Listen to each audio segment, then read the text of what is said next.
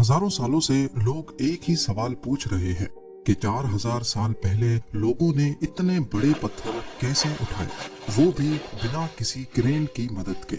बात सिर्फ उठाने की नहीं, बल्कि कुछ स्टोन्स तो 180 मील दूर से लाए गए। मतलब एक डबल डेकर के वजन जितने पत्थरों को उठाकर कई 100 मील दूर तक ट्रांसपोर्ट करना। तो असली कहानी आखिर क्या है?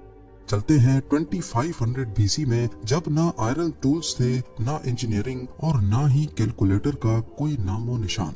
फिर भी उन लोगों ने इतने भारी पत्थर 180 मील के फासले तक कैसे ट्रांसफर किए? इसके पीछे कई थ्योरीज हैं। पहली थ्योरी, जिसे लोग रोलिंग थ्योरी कहते हैं, इसके मुताबिक ये लोग स्टोन्स को लकड़ी के गोल गोल रोलर्स पे रख कर खींचते थे। मगर जब रिसर्चर्स ने एरिया चेक किया तो पता लगा कि रास्ते में गीली जमीन और नदियां भी थी, जहां पत्थरों को रोल करके लाना किसी भी तरह मुमकिन नहीं लगता। फिर आई दूसरी थ्योरी।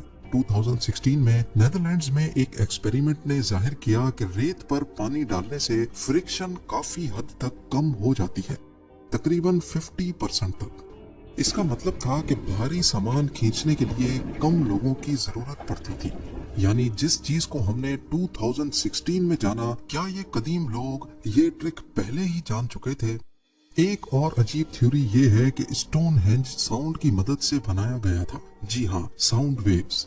इस थ्योरी को एक्यूस्टिक लेविटेशन कहते हैं, जिसमें साउंड फ्रीक्वेंसी ग्रेविटी को कम करके पत्थरों को उठाने में मदद करती थी।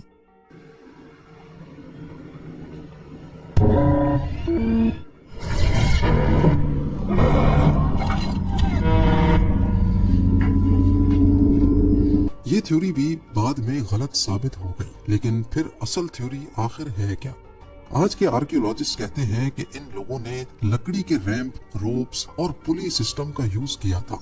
न्यू एक्सपेरिमेंट्स के मुताबिक 100 आदमियों की टीम सिर्फ 10 दिन में एक बड़ा पत्थर खड़ा कर सकती थी, सिर्फ लकड़ी, रस्सी और दिमाग की मदद से।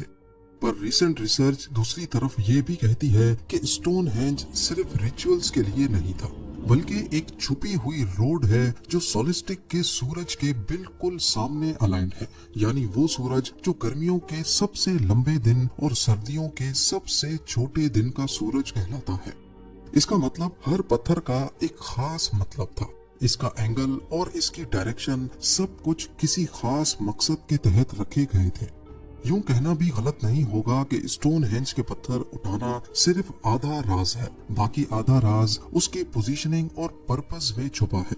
एक ऐसी साइंस इस्तेमाल की गई जो आज भी हम समझने की कोशिश कर रहे हैं।